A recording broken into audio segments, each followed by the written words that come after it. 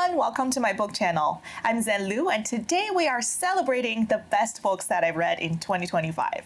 So I tried really hard to narrow them down to top 10, but that turned out to be impossible. So I ended up with two categories of top 10s. The first category are the hidden gems. So these 10 books you've probably never heard of because they've never been viral sensations. They weren't necessarily modern classics, or they were nominated for awards but didn't win. So these are books that didn't get the flowers that they deserve. The second category are the top 10 books that I think are worth the hype. So they're either already considered modern classics, cult favorites, or they're award winners or viral darlings. And after reading them, I think they are 100% worth all of the recommendations and discussions that they've received, and they're definitely worth the hype. So let's get started right away with the top 10 hidden gems. First in this category is a book that was a Hugo finalist for 2025 but did not win, and that is Someone You Can Build a Nest In by John Wiswell. This is one of the most imaginative, entertaining, unexpected books that I have ever read. This book features a protagonist that is a cannibalistic shapeshifter. So her name is Shishishin, which is the word she written 3 times with an N at the end. Most of the time she takes the form of a pile of gelatinous goo, but she can also turn herself into an adorable little girl, and she likes to eat people and turn people's body parts into her own body parts. So she can incorporate someone else's jawbone to make it her own, if that makes sense. And you will fall in love with her, I promise. So at the beginning of the story, Shishishin was just hibernating in her lair, just taking a nap, and 3 very rude hunters intruded into her home and shot her with an arrow that's coated with rosemary oil, which was poisonous to her. So then she had to go into town and look for help. And there she met a very kind-hearted, adorable woman called Homily, who wears a green knitted scarf and loves books. So they became fast friends and later something more. However, Homily was hunting down a shapeshifter that had cursed her family. And by that point, Shishishin realized that eating her girlfriend was no longer an option, so she had to help her solve this mystery. And this book really is as funny as the premise sounds. It's full of humor and satire that really reminded me of Sir Terry Pratchett in the best way possible. It uses the story of a monster as a sharp social commentary to demonstrate that what's truly monstrous is not in someone's appearance or ability, it's in how they treat their position of wealth and power and how they treat other people. It also comments on the issue of abuse and how it can turn into a vicious cycle. This book is funny, poignant, and unpredictable, full of gripping twists and turns. And after I finished reading it, I got a little bit sad because I know I want to read something else like it, but it is truly a rare gem, and I don't know where to go to find another book that's quite like it. Once again, Someone You Can Build a Nest In by John Wiswell. Beasts of a Little Land by Juhea Kim. This is a stunning historical fiction set on the Korean peninsula, tracking the history of the region from the 1910s to the 1960s. So it covers the time before Korea was divided into North Korea and South Korea, and instead it's a unified Joseon peninsula that's all under Japanese rule. It follows the fate of the region as it was divided into North and South, controlled by the Soviet Union versus the United States, as former neighbors became enemies and former lovers got separated by politics and ideology. It follows a young girl who was sold into a courtesan house, a street urchin who fell in love with her, a rickshaw driver with ambitious dreams, and 2 older characters, one of them being an opportunist businessman, the other being a staunch communist. All of these characters are connected by the invisible thread of fate, and reading this book really makes you feel like you're following entire lifetimes as these people are swept under the tides of history. The love in this story is so deep that it made me wish reincarnation was possible, just so that certain characters can have a next life and find each other, and the betrayal is so shocking that it left me with the feeling of wanting to cry but couldn't. I've seen news that this book was being adapted into a Netflix show, so I highly recommend reading the source material before you watch the adaptation. Once again, Beasts of a Little Land by Juhea Kim. Waste Tide by Qiufan, translated by Ken Liu. This is a science fiction translated from Chinese, and it is set in a fictional island in the South China Sea called Silicon Isle. So this place is a global technological dump site. A lot of global economic superpowers, such as the United States, ship their technological waste to this island by containers. And a lot of the times, the local residents find that the only way to make a living is by processing these technological electronic trash. And this is very dangerous work because there are a lot of robots and machineries that weren't properly decommissioned, and they end up injuring the trash processors. And also because making a living is so tough, people end up submerging computing parts in acid bath to try to retrieve precious metal. And a lot of this dangerous work is done by migrant workers who are also looked down upon by the local residents. And this trash processing business is tightly controlled by 3 clan families. So they're kind of local mafia families, and they absolutely don't shy away from using violence on their workers and on their competition. And in the meantime, American corporations are trying to derive profit from the very trash that they are dumping onto this island by installing American-owned recycling plant and also using that as a means to gain access to local resources. This is a complex world where traditional cultures and values clash with modern technology, and people that are quite literally on the bottom of the social food chain are crushed by wealth and power. It is a sharp critique of not only wealth and power imbalances on a local level, but also wealth polarization on a global level. This is a great read for anyone who's interested in cyberpunk and transhumanism themes, and also global economic and political imbalances. Truly an unforgettable work of fiction. Once again, Waste Tide by Qiufan, translated by Ken Liu. Slow Noodles by Chantha, Nguon. This is a memoir of a Cambodian refugee who lost everything to Khmer Rouge and had to flee to Vietnam and later Thailand. This is a heartbreaking story of what it's like to watch your home and your country fall under the rule of a dictator that's planning ethnic cleansing, of losing everything and having the memory of food being your only source of connection to your family. Food and cooking are a joyous memory and a labor of love in this story, and you see a lot of South Asian food represented in all of its glory, the sights, the sounds, the smells, and they're all powerful evocations of memory and emotion. And food is also a reflection of culture and language in that a lot of Cambodian proverbs are commenting on rice and reflecting upon the property of rice and deriving philosophical and ideological meaning. And the abundance versus the scarcity of food later became a powerful reflection of war and famine and social instability. For example, there was one chapter where the author and their family were sharing a meal, and her sister very timidly asked her brother whether he could contribute his own rice rations, because sharing the rationed rice of 3 people among 4 family members was simply not enough. There are many heartbreaking moments like that in this story that are hard to remember and hard to talk about, but it is a powerful, informative, and educational book. And if this is the first time that you're hearing about this hidden gem, I highly recommend Slow Noodles by Chantha Nguon.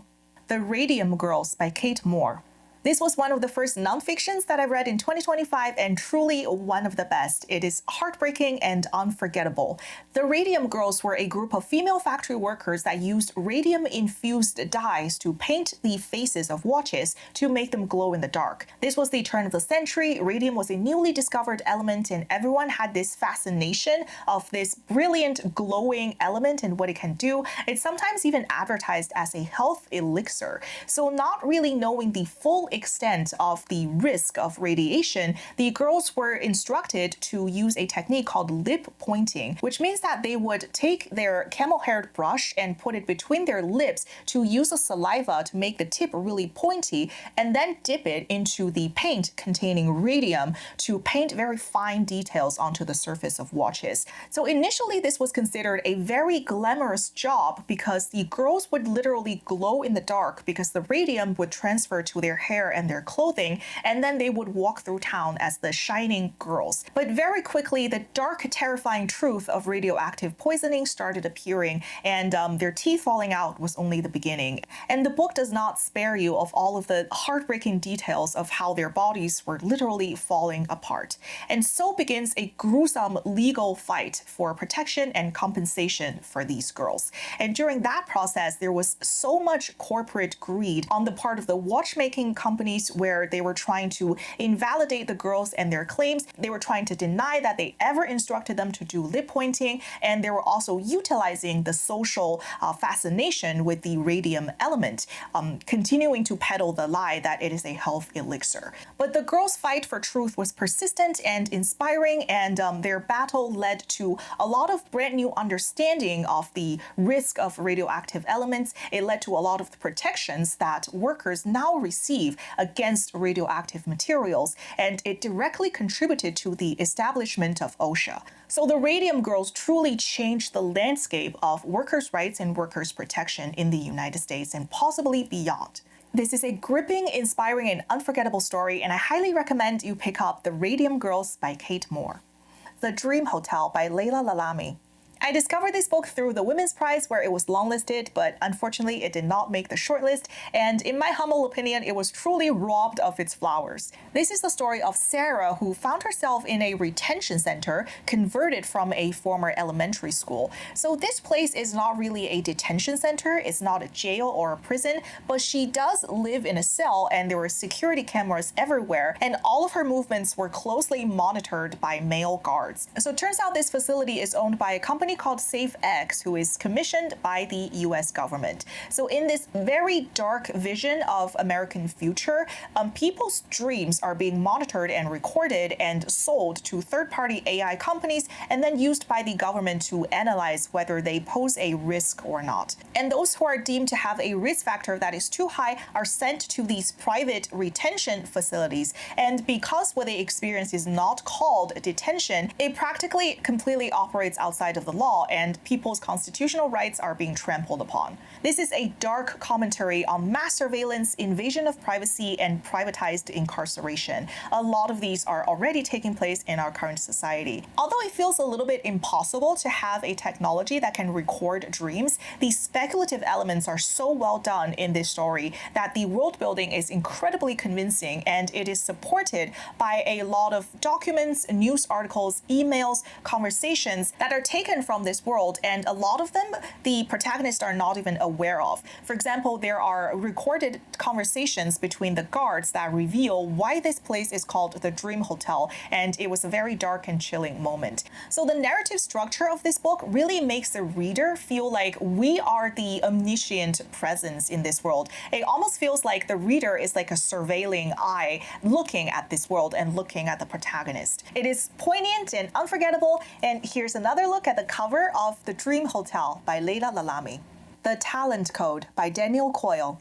This is another nonfiction that I really enjoyed. It is a book that seeks to unlock the code to talent. It takes a look at people that demonstrate such extraordinary ability that has everyone commenting that they truly have a talent or a gift. However, on a deeper level, this is actually the accumulation of practice. This book looks at a series of individual success and also engages in a neurological analysis of how practice makes perfect, or rather how practice makes talent. It takes a look at the cellular level of neurological pathways, in that neurons in our brain communicate with each other through synapses, which is kind of a electric impulse transmitting from one cell to the next. And with repeated practice, the brain secretes a substance called myelin, which is a biological wrapping that protects these tenuous neural pathways. And with repeated practice, the myelin becomes thicker. So then the neural pathways that you create through practice are biologically insulated and protected, and they become a gained skill. If all of this sounds a little bit dry, you don't need to worry, because the author demonstrates his points by a series of engaging stories. So this nonfiction in parts really read like fiction. The author is a very good storyteller, and every individual success story makes you want to read the next one. And he goes on to analyze the roots of motivation as well, and how true motivation comes from a person internalizing the identity of what they truly want to become and what they want to achieve in the future. I think this can be very inspiring and also useful to anyone who is a musician, writer, artist, or athlete, where you've looked at other people's brilliant success story and feel like they possess a type of talent that you don't. Well, I think this book will change your mind. This is The Talent Code by Daniel Coyle. How High We Go in the Dark by Sequoia Nagamatsu. This is a science fiction that begins when a researcher goes to Siberia to continue the work of his late daughter, who tragically lost her life during her work there. Her team had unearthed a prehistoric body that unfortunately was carrying a virus that then got out of control and became a plague on Earth. So this plague kind of rewrites DNA in a way that turns certain organs into different organs in the human body. For example, the human heart would start growing lung cells and vice versa. So then the organs in the body stopped serving their functions and led to shutdown and certain death. And what's perhaps even more terrifying about this virus is that it first impacts children. So in the next chapter, we're taken to a euthanasia park where a lot of kids that are terminally ill and facing certain death are put to sleep in a humane way so then they can enjoy one last amusement park instead of dying in a sterile, isolated hospital plague ward. This is a multifaceted story that looks at how humans and society change in response to this plague, how the funeral industry ended up booming, and how people had to process loss and grief on a global level, and what it's like to say goodbye to family members that you've always had a troubled relationship with, or to fall in love with someone who is facing certain death. So as you're becoming more attached to them, you're also grieving them in the same process. So multiple chapters of this story were actually individually published as short stories over the course of the last decade, but as I was reading it, it really didn't feel like separate stories. It was a seamless narrative. It was very cohesive from beginning to end, and it features multiple characters that are interconnected through the different stories in this book. It is a great science fiction story because it is deeply human, and it really shows the author's understanding and mastery of human psychology and emotions, and it's filled with great characters that make you feel for them and feel with them. Once again, the title is How High We Go in the Dark by Sequoia Nagamatsu. Blood of the Old Kings by Sung-il Kim. This is the first installment of a fantasy trilogy set in an empire that's powered by necromancy. So in this empire, when sorcerers die, their dead bodies are placed into special coffins and wrapped in chains and used as power generators to power super soldiers and war chariots by the empire. And they are used to suppress multiple individual kingdoms that want to break free from the empire's control and suppression. The three main protagonists of this story all come from the kingdom of Arland, where people have something called Talaran, which is kind of like a neck tattoo that proudly displays their clan origin. The first protagonist, Lauren, is a widowed sword teacher, and at the beginning of the story, she was asking a seven-eyed dragon to help her avenge her family. The second protagonist, Kane, is someone who grew up on the streets. He is a little bit opportunistic, but he's also very intelligent and very resourceful, and he was trying to solve the murder of his friend Fiona, and he found himself tailed and ambushed by agents of the Empire. The third character, Ariane, is studying to become a sorcerer at a academy,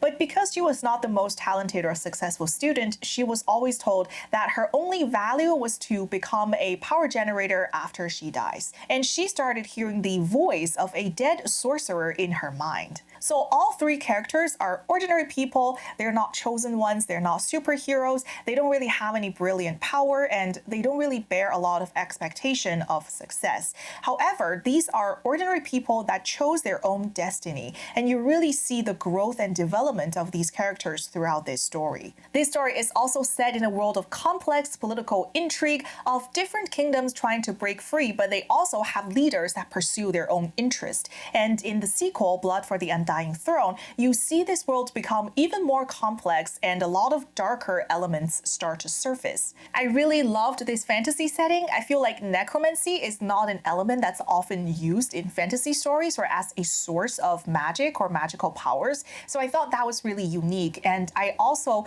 loved seeing the character growth of all of these characters. And the sequel brings in more perspectives and more backstories of different characters that are in this story as well. So if you're looking for a new fantasy series to get into during the new year, I highly recommend Blood of the Old Kings by Sung-il Kim. The Manor of Dreams by Christina Lee.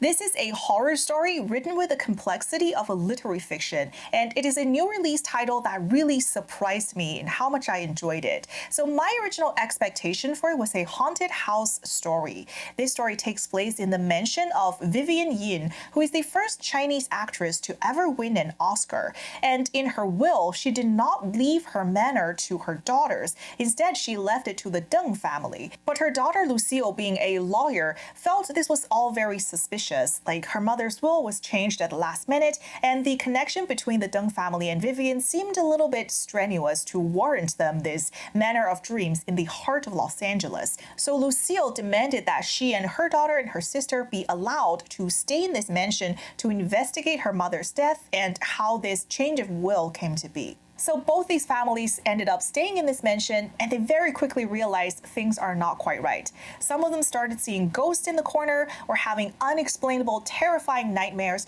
or seeing vines coming out of walls, dirt clogging the sink, and also the house itself seemed to be shaking. As the story progresses, the reader kind of becomes a fly on the wall in this haunted mansion, and you hear hushed conversations, you see documents that are tucked away in a drawer, or read diaries that are kept by Vivian to find out what truly happened in her life, what led to all of the tragedy in this family, and why the mansion was haunted, and how her life, which seemed like a American dream success story, was really hiding many deep dark secrets that turned this Manor of Dreams into a mansion of nightmare. This book is so much more than a horror story. It is a complex family history of immigration, diaspora, and identity. It is the cultural clash and misunderstanding between a Chinese immigrant and an American husband, and the language gap between her and her own children. It is a tragedy of how choosing wealth and stability can cost someone what they love the most. This story is the definition of a hidden gem. It really surpassed my expectation of like a popcorn horror read and left me with a poignant and unforgettable story. Let's take another look at this beautiful cover of The Manor of Dreams by Christina Lee. So those are my top 10 hidden gems of 2025. I wanted to make sure to highlight these books first because I feel like they haven't received enough attention or discussion, and I really want to tell more people about them. But my best books of 2025 list would not be complete without the next 10 books. So you've probably heard these books recommended quite a lot, but I want to give them my personal stamp of approval and let you know that they are absolutely worth the hype. First on this list has to be Rebecca by Daphne du Maurier. This novel begins like a Cinderella story where an unnamed protagonist meets someone called Maxime de Winter, and this man just swept her off her feet and took her to his mansion called Manderley. So this is a beautiful Gothic mansion in the Cornish countryside, but she very quickly realized that her entire life would be haunted by the memories of the previous Mrs. de Winter, Rebecca. It quickly became clear that Rebecca was the true Mrs. de Winter in the mind of the housekeeper, the staff, and everyone who has ever known her. It's like the house itself remembers her presence and is still under the control of her ghost. This is a brilliant Gothic fiction that's deeply psychological, and this is the only instance that I can think of where an absent character feels like the true protagonist of the story. It's also beautifully written, atmospheric and lyrical, and just truly a joy to read. So I can't wait to revisit Rebecca by Daphne du Maurier and also read more fictions from this author. Blood Over Brighthaven by M.L. Wang. You've probably seen this book on a lot of best books of the year lists, starting from its release in 2023 up until this year. More people are discovering this story and falling in love with it, and it is 100% worth the hype. This story is set in a city that's protected by a wall, and everything inside the city is powered by magic, whereas everything outside of the city is ravaged by something called blight, which can obliterate any life force that it touches. So people outside of the wall have been running into the city to seek refuge, and they end up pretty much on the bottom of the society there. The refugees live in very cramped quarters, and they do some of the most undesirable jobs in the city, whereas the mages are highly respected and their spells power everything. And at the center of this city is a prestigious university that researches and teaches magic, and every year they hold an exam to select high mages who end up rising to the highest ranks of magic and magical research. So they test male candidates every year, but they only test one woman every 10 years.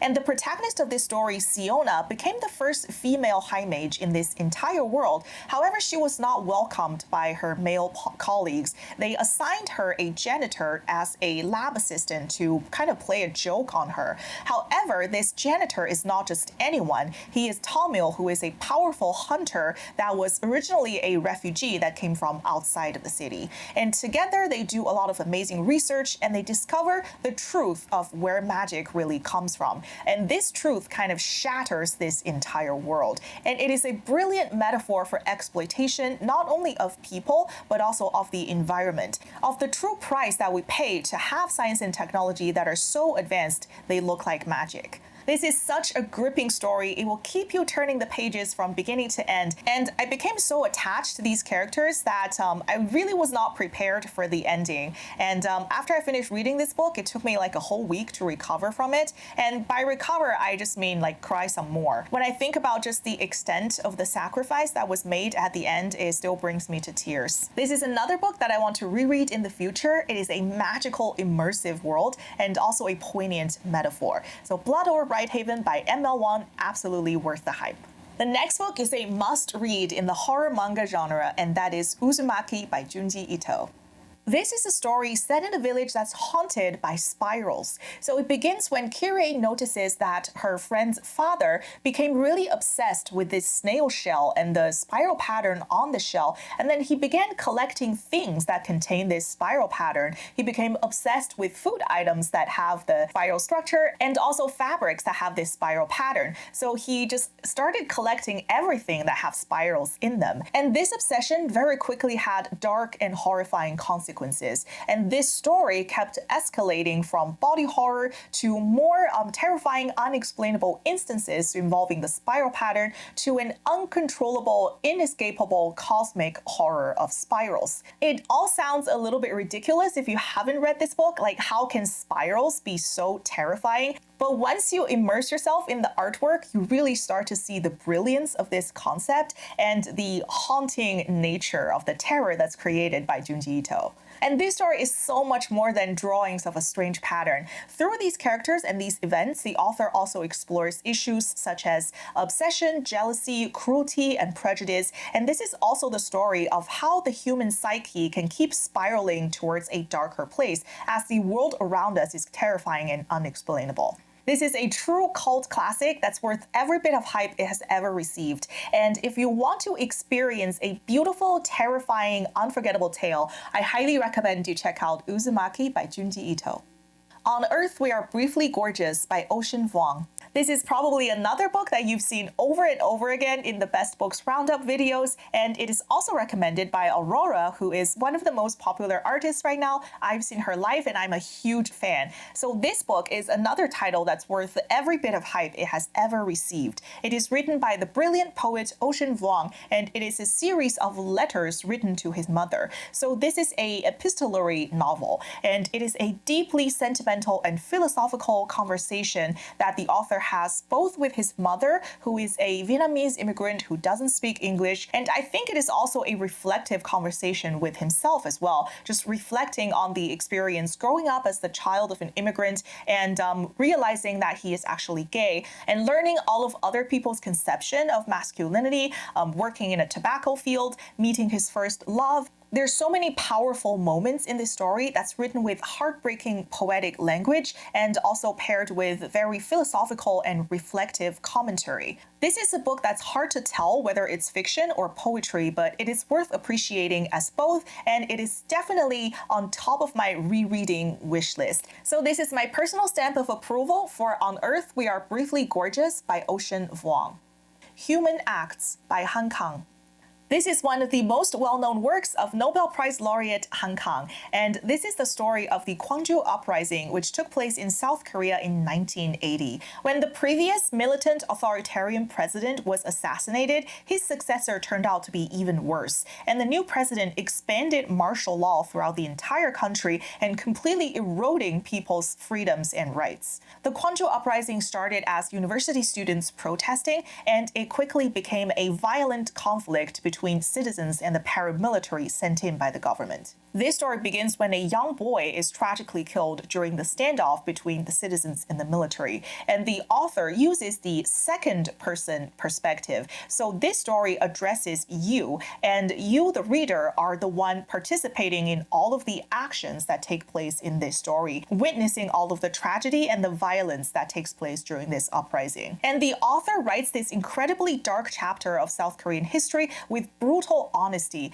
not sparing any details of the the amount of bodies piling up in gymnasium, the overwhelming smell, and the fact that they're starting to run out of body bags because there were so many deaths taking place so quickly. And this book also follows the aftermath of this uprising as it impacts generations of Korean society. It follows the imprisonment of people that took part in the uprising and also the censorship that journalists and basically everyone who knew the truth later experienced. Ironically, the author herself also experienced cultural blacklisting in South Korea for the publication of this work. This is a shockingly tragic subject matter written with both brutal honesty and also poetic and philosophical reflections. The author also writes of the human soul, of the grief rippling through generations, and of the resilience and persistence of the Korean people standing up against authoritarianism and pursuing the truth. It becomes very clear why Kang received the Nobel Prize as soon as you read Human Acts. The Secret History by Donna Tartt. To say that this is a cult favorite is an understatement. There is so much discussion and analysis of this book out there. I've seen so many YouTube videos of just people analyzing this book and also like entire fan blogs that are dedicated to the secret history. This story is set in a fictional liberal arts college in Vermont, and it follows a group of students that are all studying ancient Greek. So at the beginning of the story, one of the students, Bunny, had died, and throughout the rest of the novel, you find out exactly what happened with this group of people, and you follow their slow descent into darkness and madness. This story is psychologically fascinating because every single character in this group is deeply flawed, even the protagonist himself, and it's really fascinating to see the subtle shifts and conflicts within the group dynamic and the actions and consequences that those led to. And on a technical level, the writing here is just perfect because Donna Tartt is someone who only releases one book every decade, so she just polishes everything to a shine and the sentences really flow like water, and it's truly a breeze to read. So although the characters are deeply flawed, the story is immersive and addictive. Parts of the story read like a gothic mystery, while other parts have qualities of dark comedy. So overall, it was a very entertaining and perfectly written book, and it was immersive and fascinating to read. So once again, I want to recommend The Secret History by Donna Tartt. There Are Rivers in the Sky by Elif Shafak.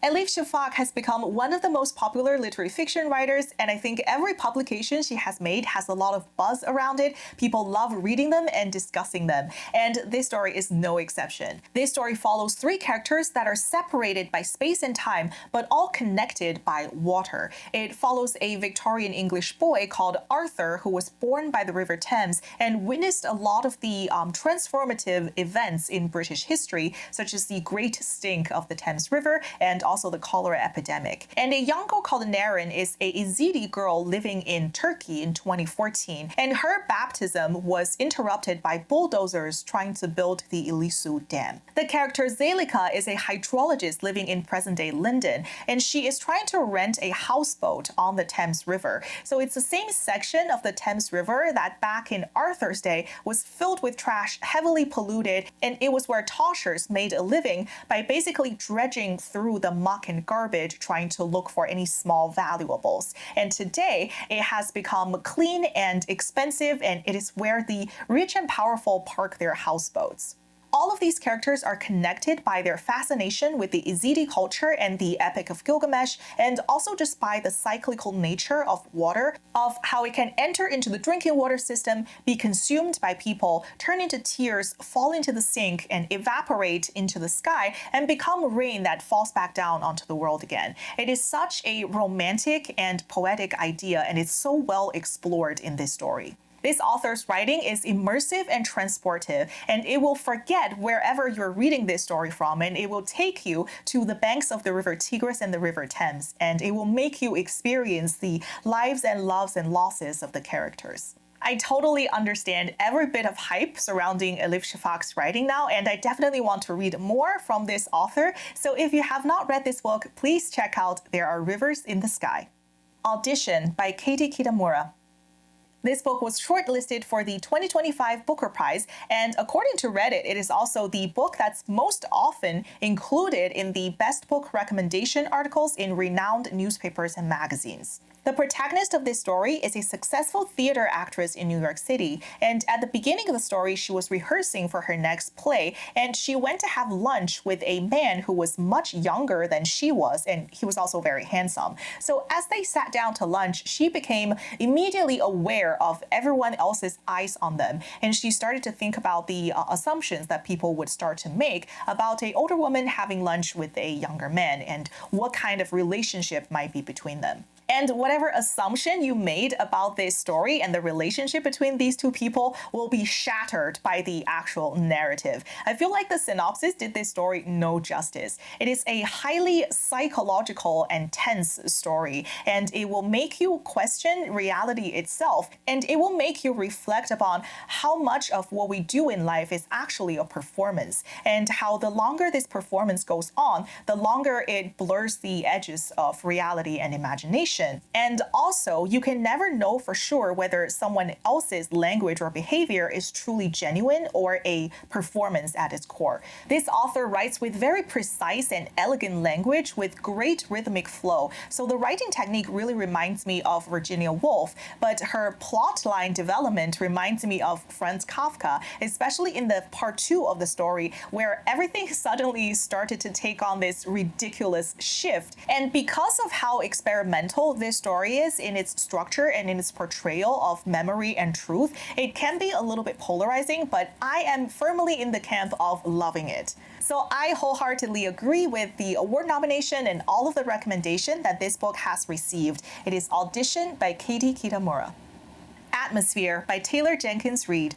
This is one of the many books that had gone viral in 2025, and I borrowed it from Libby with the expectation that it will be kind of a lighthearted popcorn read that's entertaining, but I was thoroughly impressed and surprised by this story. So this is the story of a fictional NASA astronaut called Joan Goodwin, and she was inspired by Sally Ride. So she herself had gone to space, and now she works in the control room of NASA. And at the beginning of the story, she was communicating with astronauts on a space shuttle, so they were preparing to take a spacewalk to help release a satellite whose clamp had malfunctioned. It initially seemed like the repairs were going well, but then something catastrophic happened, and it became a tense, heart-pounding story of whether any of these characters can actually survive. So this story is told in 2 timelines. The present is 1984, when this shuttle and the satellite release was happening, and then the backstory was how Joan Goodwin was inspired to join NASA,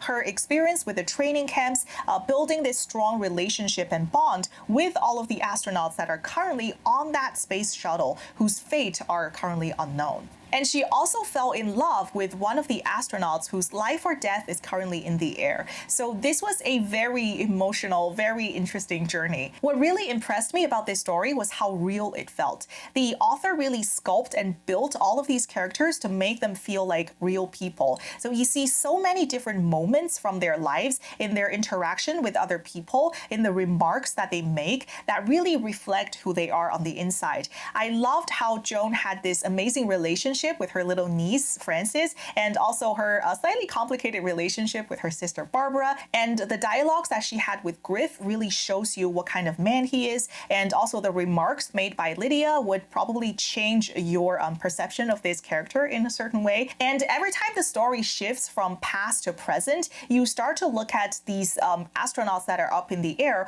with a new kind of impression about who they are as people. So the full title is Atmosphere, a Love Story, but this is not a romance novel. This is a story about people, and it is about people who are vulnerable and lovable, but also inspiring. It is their love for each other, but also love for space and for their dreams and their pursuit. So Atmosphere by Taylor Jenkins Reid, 100% worth the hype.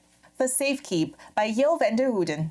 This is the author's debut novel that was shortlisted for the 2024 Booker Prize, and it also won the 2025 Women's Prize for Fiction. And you've probably already seen this book in a lot of the Best Books of the Year lists last year and probably also this year. And this book for me was 100% worth the award nominations and winning and the hype. This story is set in post-World War II Netherlands. This story starts from a seemingly simple place. So the protagonist Isabel was living in the house that her mother left behind. And Isabel is a little bit of an anxious and avoidant kind of person, so she was retreating into this house like it's a protective shell for her.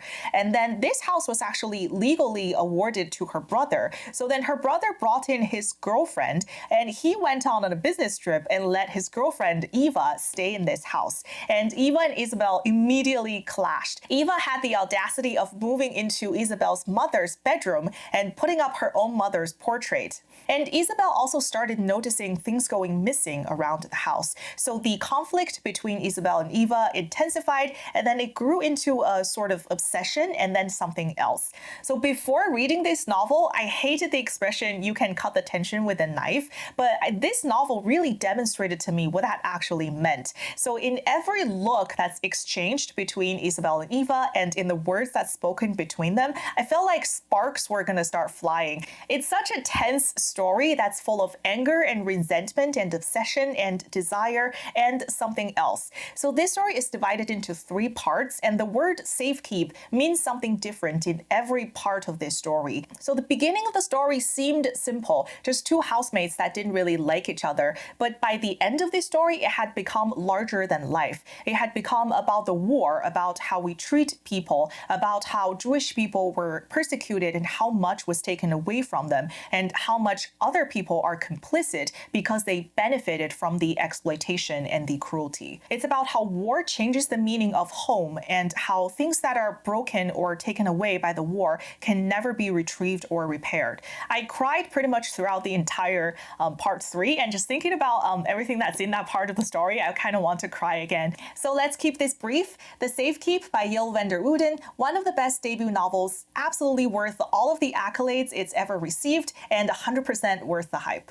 So those were my best reads of 2025, 10 hidden gems and 10 books that were worth the hype. It has been such a struggle narrowing this list down. It's just been such an amazing reading year. I've read so many books. I've discovered a number of authors that's become my new favorites, and I will link you that video down below. I tried not to repeat myself too much between these 2 videos, but I still want to talk about Terry Pratchett's Discworld, and also Sea Scraper by Benjamin Wood, I would say is a close 11th place on the hidden gems list. I hope you've enjoyed this video. I hope it's told you about a few books that maybe you haven't heard everyone else recommend, and they can become new interesting titles for you to pick up during the new year. And I hope it's also confirmed for you what books that you keep hearing recommendations of are actually worth the hype.